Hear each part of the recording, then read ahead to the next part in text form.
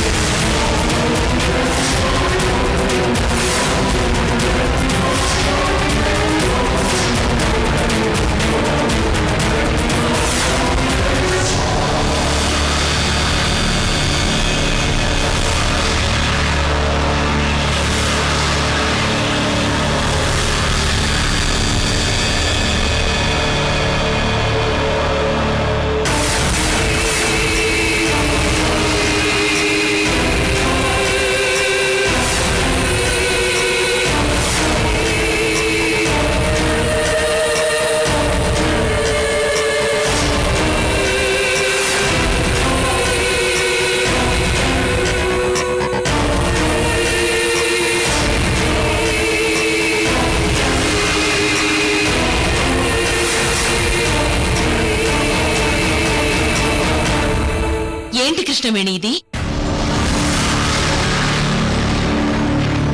వంశీకి దగ్గరవ్వమని నేను చెప్తే నువ్వేం చేస్తున్నావు? మేడం, నేను వంశీ గారి పెయింటింగ్ అందంగా వేశాను. తనకి గిఫ్ట్ గా ఇద్దామనుకున్నాను. ఇలా తనకి ఇష్టం లేని రంగు ఎందుకు వేస్తాను?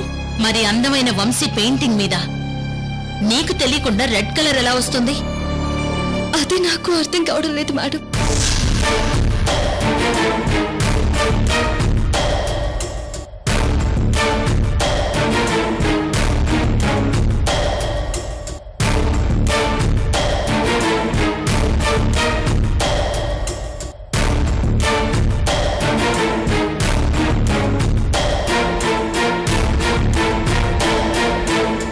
సరే, నువ్వు ప్యాక్ చేసేటప్పుడు పెయింటింగ్ చూసుకున్నావా?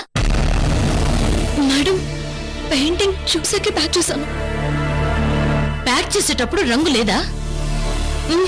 లేదు మేడం. అదెలా సాధ్యం కృష్ణవేణి?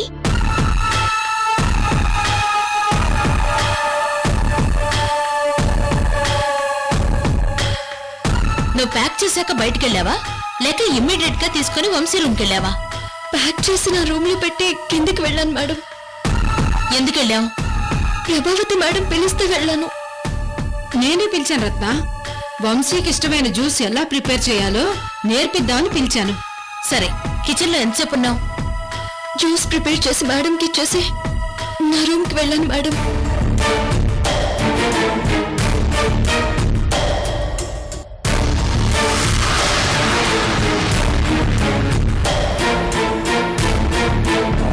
ఆల్రెడీ ప్యాక్ చేస్తున్న పెయింటింగ్ తీసుకుని వంశీ గారి దగ్గరికి వెళ్ళాను మేడం.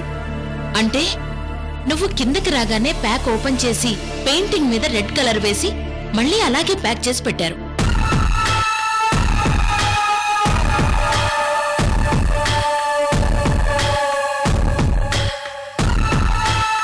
ఇంత ప్రొఫెషనల్ గా ఎవరు చేస్తారు?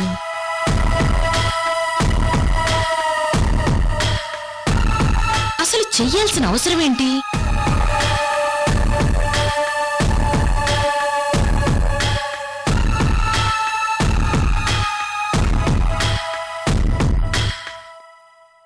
సరే, ముందు నువ్వు వెళ్ళు కృష్ణవేణి, తర్వాత ఆలోచిద్దాం. అలాగే మేడం.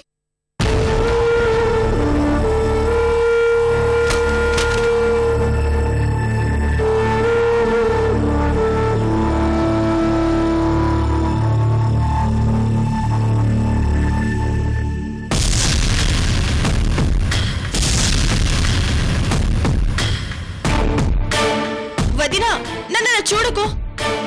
అసలు పెయింటింగే నేను చూడలేదు. వంశీ కృష్ణవేణిల మధ్య డిస్టర్బెన్స్ వచ్చేలా నేనెందుకు ప్లాన్ చేస్తాను? అలా చేస్తే నువ్వు హట్ అవుతావని నాకు తెలియదా?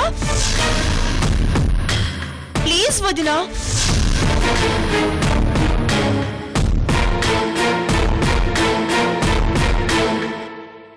రత్న, ఈ ఇంట్లో ఏం జరుగుతుందో అర్థం కావటం లేదు.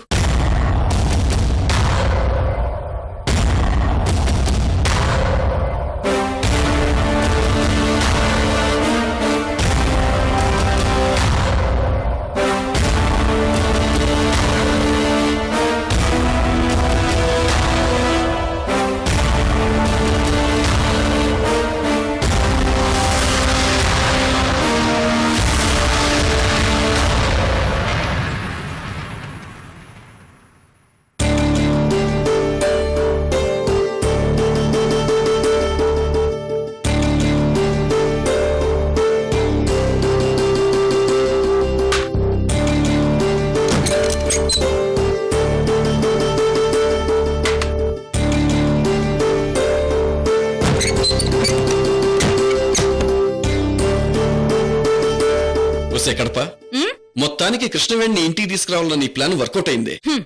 మరి కడప చంద్రకళ మజాక. పెళ్ళైన చాలా సంవత్సరాల తర్వాత నువ్వు చేసిన మంచి పని ఇదొక్కటేనే.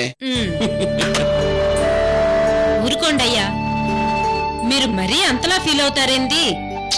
లేకపోతే పాపం కృష్ణవేణి ఎంత బాధపడి వెళ్ళిపోయింది. గడప ముందు ఆశీర్వదించని మామయ్య అని కన్నీళ్లు పెట్టుకుంది. అది ఇంకా నా కళ్ళ ముందు కదులుతూనే ఉంది గడప. నిజమేనయ్యా. ఏమే, ఒక్కసారి కృష్ణవేణి వస్తే అన్నయ్య బాధ ఏంటో తనకు తెలుస్తుంది. తను ఎందుకు పెళ్లి చేసుకుందో మనందరికీ తెలుస్తుంది. అయిపోయిందా మాట్లాడటం? ఏంటి అలా విసుకుంటున్నావు? నేను విడిపోయిన కృష్ణవేణిని బావగారిని కలపాలని గాని, కృష్ణవేణి బాధను చూసి అయ్యో పాపం అని పండక్క పిలిచి బట్టలు పెట్టాలని గాని అనుకోవడం లేదయ్యా. మరి పైకి అందరికీ అలాగే చెప్పినా లోపల ఇంకో ప్లాన్ ఉండ్లా. ఏమే, కృష్ణవేణిని పుట్టింటికి తీసుకురావడం వెనక నీకో ప్లాన్ ఉందా? ఉంది కాబట్టే బావగారి దగ్గర అంత గట్టిగా మాట్లాడినానయ్యా. ఉసే, అసలేంటి ఆ ప్లాన్ చెప్పవే. కృష్ణవేణికి మనకి మధ్య కనెక్షన్ పెరిగితే మన కలెక్షన్ పెరుగుతాది. కలెక్షన్ ఏంటి? అయ్యో మట్టి బుర్ర వీరభద్రం గారు, ఇంకా మీకు అర్థం కాలేదా? ఏమే, నీ కడప బుగ్గంకి బుర్రని అర్థం చేసుకుని తెలివితేటలు నాకు లేవు గాని ముందు విషయం చెప్పే. ఇప్పుడు కృష్ణవేణి ఎవరు? 2000 కోట్లకి మహారాణి. అవును, వంశీకి భార్య, ఆ ఇంటికి పెద్ద కోడలు. అయితే ఏంటిటా? పెద్ద కోడలంటే పవర్స్ అన్ని కృష్ణవేణి చేతుల్లోనే కదా ఉండేది. అవును, ఉంటే కృష్ణవేణి కాళ్ళు చేతులు పట్టుకుని వాళ్ళ పెద్ద పెద్ద కంపెనీల్లో మీకు ఉద్యోగం ఇప్పించమని అడిగితే కృష్ణవేణి కాదనకుండా మా చిన్నమయ్యే కదా అని ఇలా ఉద్యోగం విసిరేస్తాది. అమ్మ చంద్రకళ, నువ్వు అట్నుంచి నరుక్కుంటూ వచ్చావా? మరి మేము కడపోళ్ళం, మనసులో ఏముంటే అదే చెప్తాం, అబద్ధం అస్సలు చెప్పం. ఏంది? సరే, ముందు విషయానికి రా. ఆ రైతు బ్యాంకులో ముష్టి 3 లక్షలు మీరు కొట్టేసినందుకు ఎన్ని గొడవలు, ఎన్ని బాధలు, చివరికి చచ్చి బతికి బయటపడి ఉండ్లా. నిజమే చంద్రకళ. పైగా మీ ఉద్యోగం పర్మనెంట్ కాదు, ఎప్పుడైనా ఊడిపోయేదే. బావగారేమో సత్యహరిశ్చంద్రుడు, ఆయన తినడు, మనల్ని తిన్నివ్వడు. ఎన్ని రోజులైనా ఆ అరాకొర శాలరీయే తప్ప వెనకేసుకునేదే ఉండదు. పైగా ఆయనకేమైనా కోపం వస్తే ప్రెసిడెంట్ పదవికి రాజీనామా చేస్తానంటాడు. ఈ సిట్యువేషన్ లో మనం కృష్ణవేణితో మంచిగా ఉంటే? అర్థమైంది. అబ్బబ్బా కడప చంద్రకళ, నిన్ను ఎలా పొగడాలో నాకు అర్థం కావట్లేదే. నిన్ను ఆగండి, మీకు అన్నీ తొందరే. ఆనందానికి అడ్డు కట్టేస్తావేంటే? ఇంకా అయిపోలేదయ్యా. మీరు ఆఫీసులో ఉద్యోగం సంపాదించాక నేను అదే ఆఫీసులో ఉద్యోగం చేస్తా. ఓసే కడప, నువ్వే ఉద్యోగం చేస్తావే? అదేనయ్యా, క్యూట్ టేకరు. ఆఫీసులో టేబుల్లు తొడవటం, ఫ్యాన్ స్విచ్ లేయటం, గచ్చు తొడవటం, నాదంతా క్యూట్ టేకరు. ఓసే, క్యూర్ టేకరు ప్యూర్ టేకరు కాదే, కేర్ టేకర్ ఏది అను ఆ, అది ఆ, అబ్బా ఏదో ఒకట్లేవయ్యా ఆఫీసులో పనిచేస్తూ ఒక్కొక్కటి నొక్కేస్తూ పోతే ఎంతో కొంత వెనకేసుకోవచ్చు అంతా మన కృష్ణవేణిదే కదయ్యా ఏంది ఓసే కడప నువ్వు గనక ఆఫీసులో జాయిన్ అయ్యావనుకో ఉమ్, ఆ 2,000 కోట్లలో సగం మందేనే ఉమ్. అదే కదయ్యా మన ప్లాను ఏంది అబ్బబ్బబ్బ చంద్రకళ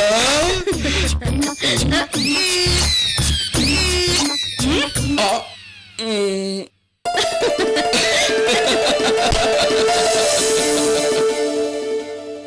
అమ్మా ఏంటిది నీ కూతుర్ని అనుమానిస్తున్నావా? అనుమానం కాదు, ఇలా చేయాల్సిన అవసరం నీ ఒక్కదానికే ఉందంటున్నాను.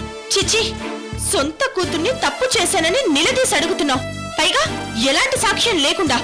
అవమానంగా ఉందమ్మా. మయూరి, నువ్వు శశిధర్ కలిసి కృష్ణవేణి పెళ్లి ఆపడానికి చాలా ప్రయత్నాలు చేశారు, నాకు తెలుసు. అవును చేశాం, బట్ పెళ్లి టైంకి మనసు మార్చుకున్నాం. మనసు మార్చుకున్నారని ఎవరికి తెలుసు? అంటే మనసులో ఉండే కోపాన్ని మూడో కంటికి తెలియకుండా ఇలా చూపిస్తున్నారేమో. ఎలా నమ్మేది? అమ్మా నీకు దండం. ఈ ఇల్లు ఖాళీ చేసి గెస్ట్ హౌస్ కి వెళ్ళిపోతాం. మీరే ఉండండి. చాలా. మయూరి, ఎందుకంత సీరియస్ అవుతావు? ఈ అవమానం చాలదా? ఖచ్చితంగా నువ్వు చేశావని నేను అంటలేదే. అనుమానం పడుతున్నావుగా, అది చాలు. మయూరి, నిన్ను అనుమానించి బాధ పెట్టాలని నా ఉద్దేశం కాదు.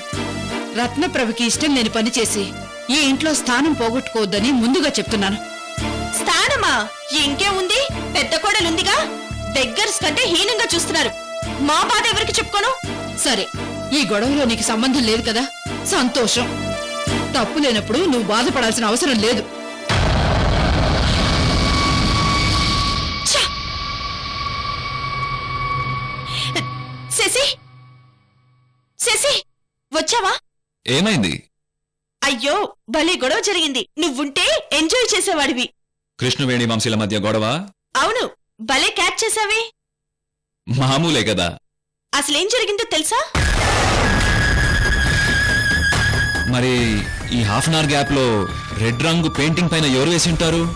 అది ట్విస్ట్. నువ్వైతే కాదు కదా. హా, నాకు అన్ని తెలివితేటలు కూడా ఉన్నాయా? రెడ్ సారీ మనం పెట్టలేదు, రెడ్ కలర్ మనం వేయలేదు. మరి ఇవన్నీ ఎవరు చేస్తున్నారు?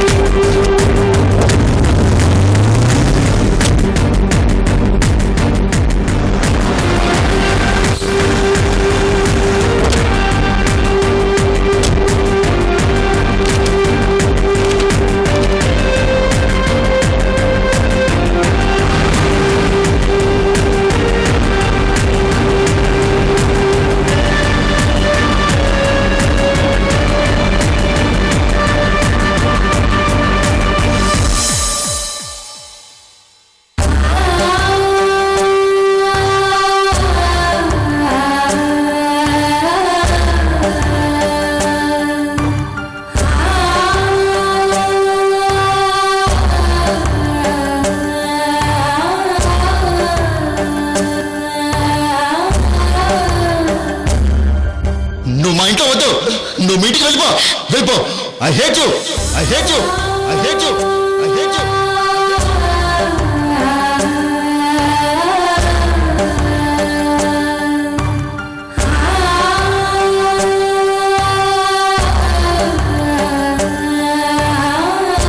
కృష్ణవేణి,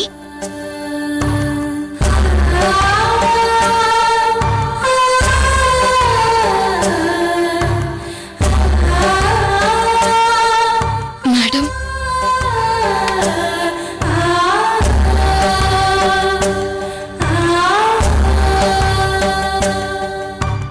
బాధపడుతున్నావా?